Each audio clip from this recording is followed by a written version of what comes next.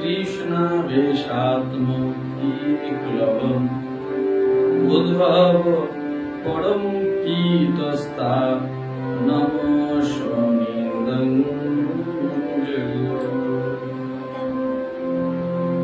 ব্রজে থাকাকালে উদ্ভব একটু অদ্ভুত বিষয় খেয়াল করেছে যে গোপীরা সর্বক্ষণ ভগবান কৃষ্ণের বেশ ধারণ করে থাকতেন। সর্বক্ষণ কৃষ্ণ প্রেমে এতটাই আত্মহারা যে তাদের দর্শন করে স্বয়ং উদ্ভব বিস্ময়ে আবিষ্কৃত হলেন। তিনি অবাক ভাবে দেখলেন তাদের যে সর্বক্ষণ কৃষ্ণ ভাব, সর্বক্ষণ কৃষ্ণ প্রেম, যাদের জীবনে একটি মুহূর্ত অন্য কোনো ভাবনায় কাটে না,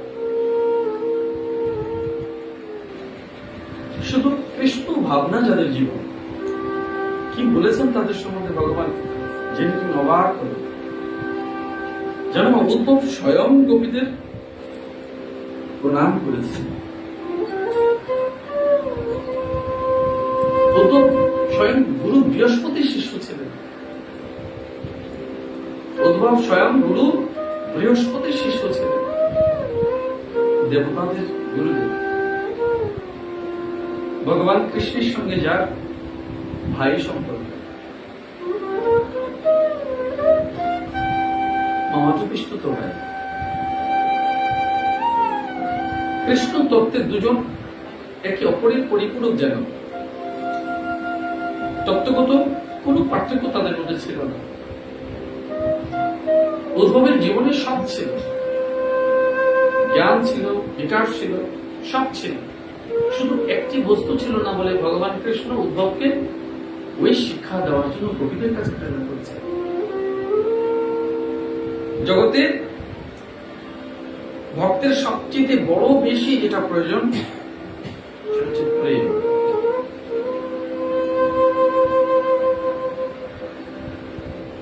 যেটা তুমি ফুল বলো, অর্ঘ্য বলো, ভক্তির পরাকাষ্ঠা বলো, যে যার বহিঃপ্রকাশ বলো,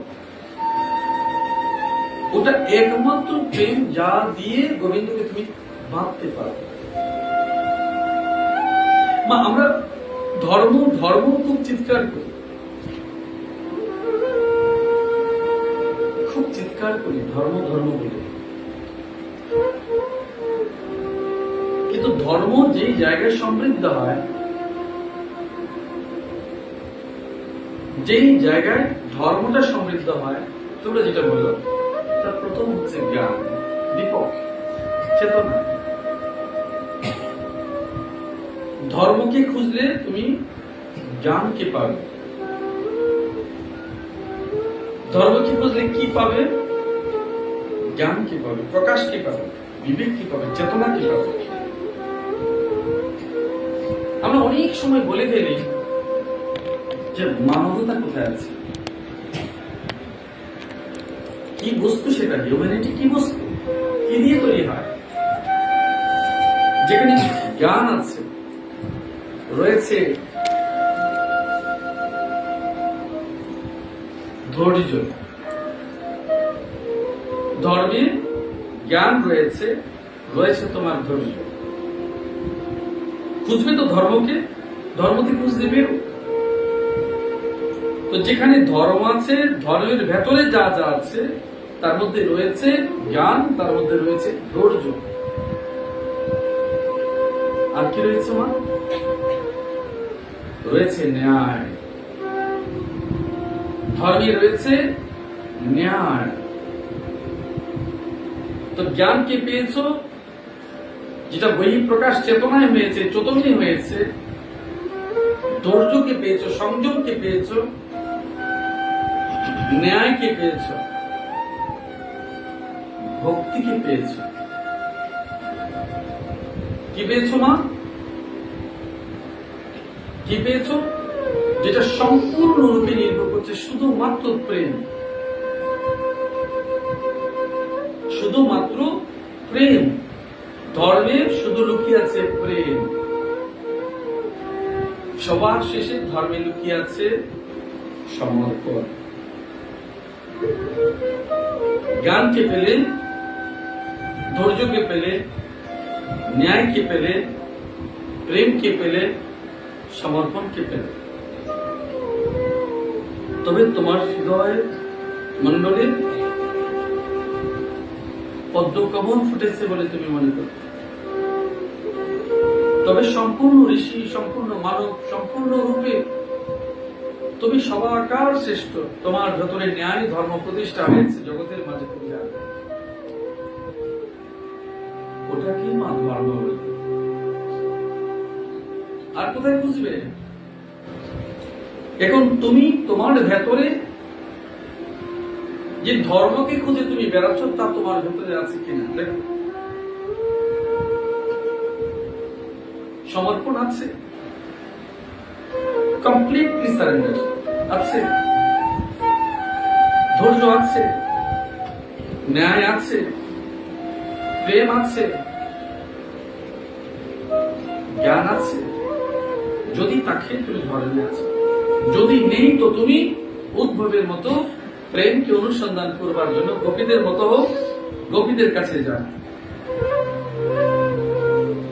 আর প্রীতির সীমা রইল না। মর্ত সংসারে ভগবত প্রেমের চরমতম যা প্রকাশ হতে পারে তাই তিনি প্রত্যক্ষ করলেন নিজের চোখে। দেখো মা, চিরকাল শুধুমাত্র একটা কথাই তোমরা জেনেছ। ভগবান বলছেন আমি গোপীদের সংসারের দায়িত্বটুকু নিয়ে থাকি। তোমারটা আমারটা নিচ্ছেন না কেন? কেন তোমারটা আমারটা নিচ্ছেন না, গোপীদেরটা নিতে যাচ্ছেন কেন? কারণ গোপীরা শুধু এইটুকুই জানে যে আমাদের জীবনের সমস্ত আধার শুধু ভগবান কৃষ্ণ, আর দ্বিতীয় বলে কিচ্ছু নেই, কিচ্ছু নেই।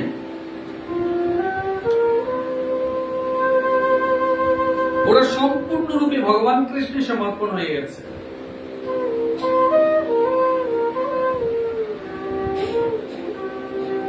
ওরা কেত্তায়নী থেকে গৌরপ্রাপ্ত হয়েছে। গোপীরা কেত্তায়নীর কাছে কি চেয়েছিল? মার্গশীর্ষ মাসে কি বলেছে? হে দেবী যুগমায়া, আমাদেরকে যদি আমার পুজো যদি তুষ্ট হো, আমাদের এমন বর প্রদান করো ভগবান কৃষ্ণকে ভগবান স্বামী রূপে পেতে পারে, যিনি আমার অস্তিত্বের, আমার সর্বস্বের মালিক, যিনি, তার চরণ কমল আমি চাই। আমি তোমাদের অনেক দিন বলেছি, যখন তোমরা কোন দেবদেবীর পুজো করো, তোমাদের ইষ্ট দেবী কুল দেবী, তাকে বলবে শুধু এইটুকু, যদি এই দেবী যে মাতে যদি তুষ্ট হও, আমাকে এই বর দাও যেন গোবিন্দ চরণ প্রাপ্ত হই। তোমরা যারা কুল দেবীর পূজা করো, আচার বশত বিভিন্ন দেব দেবী উপাচার করো, তো তাদেরকে তুমি বলো না যেমনটা গোপীরা বলেছে কেত্তায়নী মাসে, মার্গশীর্ষ মাসে দেবী কেত্তায়নীর কাছে, যদি আমার পূজায় তুষ্ট হও। স্বয়ং রূপমণিও তো দেবী দুর্গার কাছে, অন্নপূর্ণার কাছে কে চেয়েছিলেন? পুজো দিয়েছেন ভগবানকে, সেই মন্দির থেকে তাকে নিয়ে গেছে ভগবানকে। আশীর্বাদের তো প্রয়োজন আছে, আশীর্বাদের প্রয়োজন আছে। আশীর্বাদটুকু নেবে তাদের কাছ থেকে, এইটুকু বলবে, ঘরবাড়ি চাইবে না। গোপীরা চাইনি, গোপীরা তাদের কাছে অর্থ, ধন, দৌলত কিচ্ছু চাইনি ভগবানের কাছে। তাদের পেশা কি ছিল? শুধু দুধ বিক্রি করা। তাদের জীবনে আর কিছু ছিল না। গোপালন ছিল তাদের মূল পেশা। অনেক কিছু দেখতে পারত ভগবানের কাছে, স্বয়ং ভগবান পরমেশ্বর তাদের পাশে ছিলেন, কিছু চাইবে। ভগবান অনেকবার তাদের এইটুকু বুঝিয়েছে যে তোমরা ফিরে যাও, স্বামী পুত্র সংসার দেখো। কি বলেছে? ভগবান চলে গেলে কি হবে? অন্তে তুমি আমাকে পাবে। এখন তো প্রভু তুমি নিজেই তো আমার সামনে আছো, আমাদের সামনে আছো। তাদের সরলতার কাছে, তাদের প্রেমের কাছে, বিশ্বাসের কাছে ভগবান যেন বারবার হেরে যেতেন। এতটাই সাদা সিধা সরল ছিল যে বারবার ভগবানের কাছে, ভগবান তাদের কাছে ধরা দিতেন এবং সমর্পিত হয়ে যেতেন। এই জন্য ধর্মে প্রেম, সমর্পণ এই দুটো বিষয়কে মাথায় ঢুকিয়ে দেয়।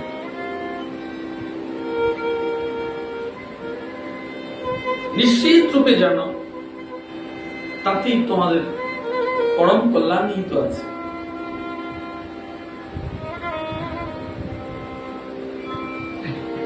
যে জ্ঞানের কথা তিনি বলছেন সেই জ্ঞান হচ্ছে আত্মকল্যাণ, জগৎ কল্যাণ। তোমার ভেতরের চেতনাকে বোঝা, চৈতন্যকে জাগানো, পরমেশ্বরকে বোঝা, জগতের মাঝে অন্তহীন স্বরূপ ভগবানের তাকে উপলব্ধি করা, তোমার জীবনের জীবন ধারাকে পরিবর্তন করা। ভগবান বিমুখ মানুষ ভগবানমুখী হওয়া। আমাদের জীবনে যে যে অবস্থায় থাকে না কেন, একটা সময় এসে অবশ হয়ে যায়, অচল হয়ে যায়, আশ্রয়হীন হয়ে যায়। আমাদের দুঃখ, আমাদের যন্ত্রণা, আমাদের আপন আত্মীয়জন আমাদের ছেড়ে যাওয়া আমাদেরকে একা করে ফেলে। আমরা অসহায় হয়ে যাই। যাদেরকে খুব নিকট বলেছি, নিকট ভেবেছি, তারা কিন্তু একটা সময় তোমাকে ছেড়ে দিল, হাত ছেড়ে দেবে। তুমি তার কাছে বোঝা হয়ে যাও। কে তোমায় বোঝা করেনি? যার প্রেম, যেই প্রেম কৌমার্য থেকে, কৌমারী থেকে বৃদ্ধাবস্থা পর্যন্ত সমর্পিত ছিল। হে গোবিন্দ, আমার প্রতিটি সময়, প্রতিটি কাল, প্রতিটি ক্ষণ আমি একটু একটু করে তোমার চরণে নিবেদন করে শরীর, মন, প্রাণ সবটা তোমায় দিয়েছি। কেন? এই বলেছে প্রভু, আর যে রূপ যৌবন যাই আছে ও থাকবে না, কালের বসে সবটা খেয়ে যাবে। তখন না থাকবে ফুল, না থাকবে প্রেম, না থাকবে কিচ্ছু। যদি না থাকে, যদি প্রভু তোমায় ভুলে যায়, তোমার সেই অমুক প্রেম যদি আমায় না থাকে, তাই আমার মন, প্রাণ, সব আত্মা, সব তোমাকে পূর্বে থেকে দিয়ে আসছে, সমর্পিত করে রেখেছে। আমার ভক্তিটাও তুমি দেবে, আমার প্রেমটাও তুমি নেবে, আমার জ্ঞানটুকু তুমি দেবে। এমন জ্ঞান দিও যে জ্ঞানই শুধু তোমার চেতনায় যেন চৈতন্য প্রাপ্ত হবে। এমন জ্ঞান দিও যে জ্ঞানে তোমার আমার সত্তাটাকে বুঝতে পারবে। এমন ধৈর্য দিও যে কঠিন কাঁটা যুক্ত পথ পেরোনোর সময় তুমি আমার পাশে আছো, তোমার হাত আমার মাথার উপরে আছে, আমার হাতটাকে তুমি ধরেছো প্রভু। এই যেন ধৈর্যবোধ আমার থাকে, এই যেন বুদ্ধি আমার থাকে।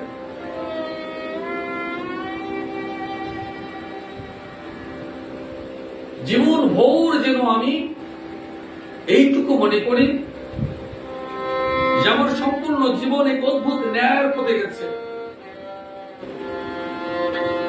আমার প্রত্যেক যে অন্যায়, মানুষের দুঃখ যন্ত্রণা এসছে তা যেন না হয়। সর্বতভাবে তাদের উপর যেন তোমার চেতন দৃষ্টি থাকে, সূক্ষ্ম দৃষ্টি থাকে।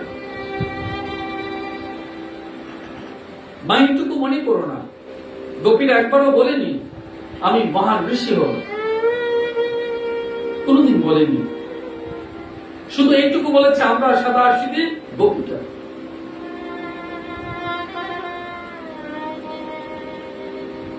মা, আমরা কারা জ্ঞানবান আছি, বিদ্যা করে কারা বলছে? আমরা অত্যন্ত সাধারণ মানুষ, সাধারণ ঘর থেকে আমরা এসেছি। ভগবানের পরম তত্ত্ব আমরা বুঝি না, ভগবানের অনন্ত লীলা আমরা বুঝি না। আমরা এইটুকু বুঝি, প্রভু, যে মূর্তিকে আমরা ভালোবাসি, যদি সেই মূর্তি কোনদিন চেতন হয়, সচল হয়, যে গুরুকে তুমি আমায় দিয়েছ আমার উদ্ধারের জন্য, মার্গ নিমিত্তে তুমি আমাকে পাঠিয়েছ, তোমারই স্বরূপ মনে করে তার চরণে সমর্পিত হওয়ার জন্য ভক্তি, জ্ঞান, বৈরাগ্য তুমি আমায় প্রদান করো। এই বুদ্ধিটুকু যেন থাকে, জ্ঞানটুকু যেন থাকে, এবং যতদিন বেঁচে থাকে তোমার সেবা থেকে যেন বঞ্চিত তুমি না করো। এই পৃথিবীতে কেবলমাত্র এই গোপ বধূদের শরীর ধারণই সার্থক, যারা মা অনন্ত কৃষ্ণ ভক্তে নিজের মন প্রাণকে বিলীন করে দিয়েছে। তুমি তোমার শরীরের প্রাণকে খুঁজে দেখো, পাবে? তুমি তোমার মনকে খুঁজে পাবে? তুমি তোমার বুদ্ধিকে খুঁজে পাবে? চিন্তাকে খুঁজে পাবে? ভালোবাসাকে খুঁজে পাবে মা? তোমার প্রেমকে খুঁজে পাবে? বৈরাগ্য কোথায় আছে জানবে? কি দিয়ে তা নির্মিত জানো তুমি? জ্ঞানের কোন ছবি এঁকে দিতে পারবে?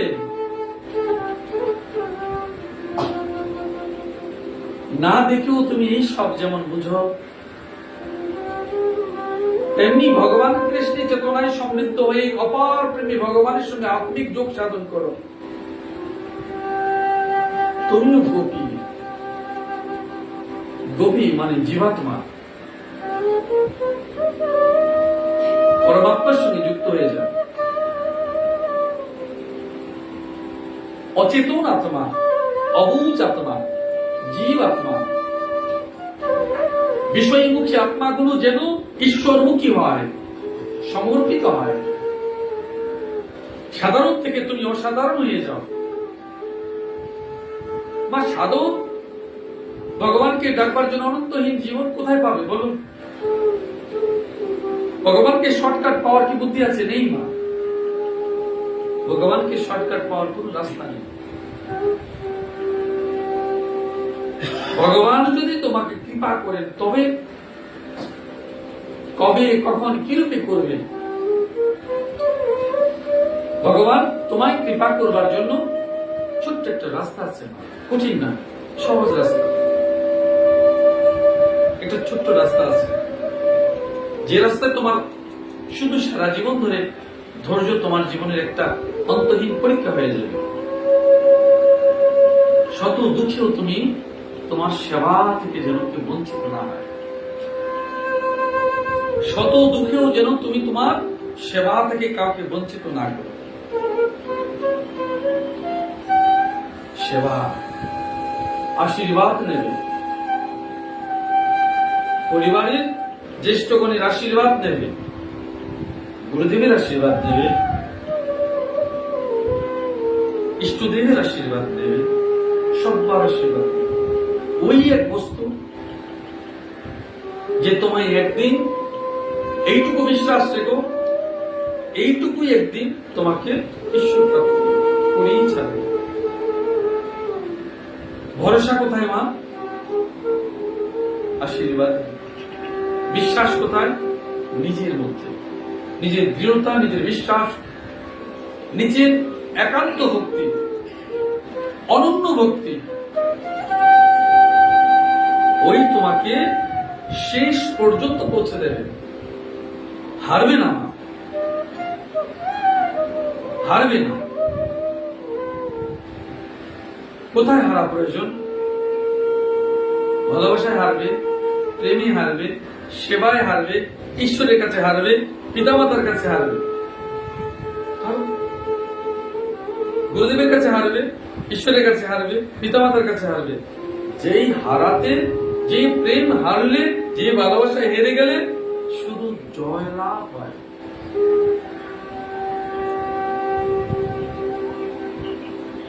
যদি তুমি সত্যি সত্যি তোমার ভালোবাসার প্রেমে হেরে গেছো, বিচার করে দেখো, যদি তোমার প্রাপ্তি ছিল না, অপ্রাপ্তি তোমার জীবনের সব, এই হারাতেই তোমার জয়। হারতে শিখো না, ওই জায়গায় হারতে শিখো। শুধু ভালোবাসা হারবে, প্রেমে হারবে, আশীর্বাদের জন্য পিতামাতার সেবার কাছে হারবে, ওদের কাছে হারো, গুরুদেবের কাছে হারবে, পিতামাতার কাছে হারবে, ওদের কাছে হারো, হারাতেই তোমার জয়। তাদের কাছে জিত দিবে না, গুরুদেবের কাছে জয়ী হয়ে প্রাপ্তি কিচ্ছু হবে না, ভগবানের কাছে জয়ী হয়ে প্রাপ্তি কিচ্ছু হবে। ওরা সবাই ভগবানের স্বরূপ। যে তোমায় কখনো না কখনো কিছু দিয়েছে, যে তোমার দুঃখের দিনে সেবা দিয়েছে, তার কাছে তুমি অভিমান অহংকার বড়াই করতে যেও না। তোমার ভালোবাসা একদিন ছোট হয়ে যাবে। যে তোমার দুঃখের দিনে তোমার সেবা দিয়েছে, তোমার দুঃখে তোমার হাত ধরেছে, অনন্য আশীর্বাদ প্রদান করেছে, জীবন যেমনই হোক, তুমি যদি অকৃতদার হো, ওই কথাগুলো, তার সেবার দিনটি যেন কোনোদিন তুমি না ভুলে যাও। ওই জায়গাটুকুতে তুমি কোনোদিন জিতবে না। যে তোমার অনাহারে অর্ধাহারে একবেলা অন্ন দিয়েছে, তার কাছে কখনো তুমি জিততে যেও না, জিততে যেও না। মায়ের কাছে জিততে যাবে না, বাবার কাছে জিততে চাইবে না, গুরুদেবের কাছে জিততে চাইবে না, প্রেম ভালোবাসার কাছে জিততে চাইবে না। হারো, ওই হারাতেই ঈশ্বরের কাছে জয়ী হওয়া। বিচার করে দেখো, বিচার করে দেখো। চাইবে না, দাবি করবে না। যে মানুষ দাবি করে সে তো ছোট হয়ে যায়, যে চাইবে সে তো ছোট হয়ে গেল। কেন চাইবে মা? যদি সত্যি সত্যি তোমার অপার প্রেম থাকে, যদি ভগবানকে তুমি পেতে পারো, তবে মানুষকে কেন পাবে না বলি?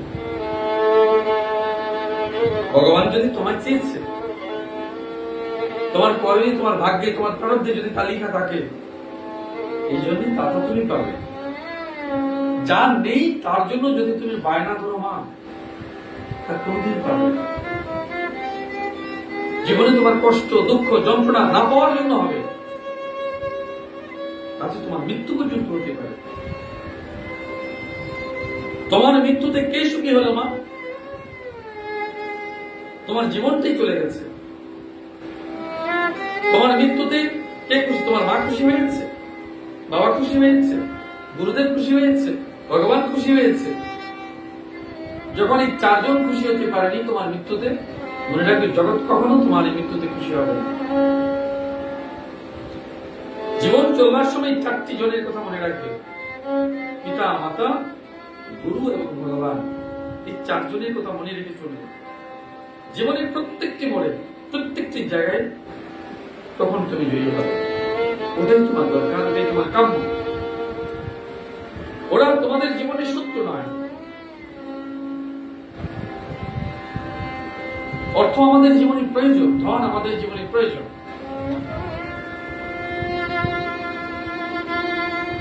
কিন্তু এটা শেষ বলে না।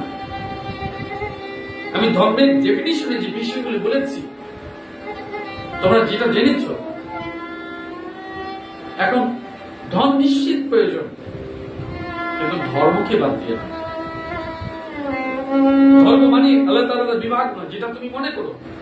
আমি সেটা বলেছি একটু আগে, আর বলবো না। যেখানে জ্ঞান আছে, ধৈর্য আছে, ন্যায় আছে, প্রেম আছে, সমর্পণ আছে, তাহা তোমার ধর্ম।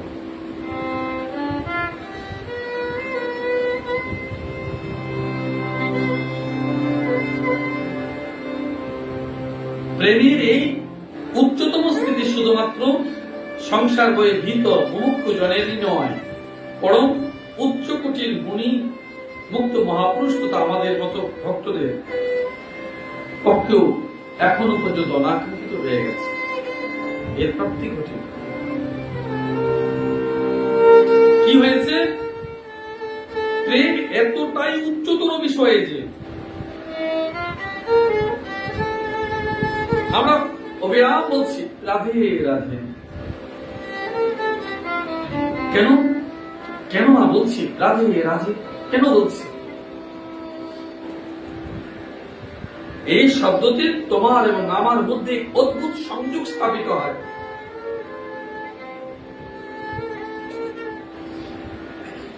রাধে রাধে শব্দটির মধ্যে অদ্ভুত এক তোমার হৃদয় আমার হৃদয়ের সংযোগ স্থাপিত হয়, যুক্ত হয়। আমার হৃদয়ের প্রেম তোমার ভেতরের প্রেমকে জাগায়, যুক্ত করে তথা মুক্ত করে। যে নামে তোমায় যুক্ত করে মুক্ত করলো, তোমার জীবন থেকে অপমানকে তাড়িয়ে দিল, কলঙ্ককে তাড়িয়ে দিল, অভিমানকে তাড়িয়ে দিল, অহংকারকে তাড়িয়ে দিল, বিকারকে তাড়িয়ে দিল, যে নামে তোমাকে আমাকে যুক্ত করলো, সংসার জীবন এক বিশাল বৈচিত্র্যময় জগতের মাঝে তুমি অদ্ভুত ভাবে যুক্ত হয়ে গেলে, চরাচর জগতে শুধু তোমার প্রেম শব্দটি দিয়ে, রাধে রাধে শব্দটি দিয়ে। ভগবান কৃষ্ণের প্রেমের মূর্ত স্বরূপ রাধে রাধে, রাধারানী স্বয়ং। সমগ্র জগৎ ছুটেছে ভগবান কৃষ্ণের কাছে, যেখানে তারা প্রেম পায়নি। দেবতারা যতদিন ভগবানের কাছে গেছে, ছুটে গেছে। তোমরা যতদিন ভগবানের কাছে যাচ্ছ, কিসের জন্য? প্রয়োজনে নিরিখে। আমরা সবাই ভগবানের কাছে প্রয়োজনে নিরিখে ছুটেছি। রাধারানী শুধু প্রেম থালা নিয়ে বসে আছে। এই জন্যই ভগবান কৃষ্ণ শুধু তার কাছে ছুটে চলেছে। এই জগতের প্রেমের টানে কার কার কাছে না গেছে? যশোদার হাতে মার খেয়েছে, বলো পরব্রহ্ম ভগবান যশোদার হাতে মার খেতে এসছে, এসছে কিনা বল? রাধারানীর জন্য কত কলঙ্ক লুকিয়ে লুকিয়ে, কত কষ্ট স্বীকার করে এসছে। পরব্রহ্ম স্বয়ং তার প্রেমে সে আটকে গেছে। গোপীদের জন্য চোখের জল ফেলেছে, সুদামার জন্য চরণ জল করছে। শান্তিপুনি আশ্রমে গুরুদেবের জন্য লাকড়ি নিয়ে আসছে মাথায় বোঝা করে, স্বয়ং পরব্রহ্ম।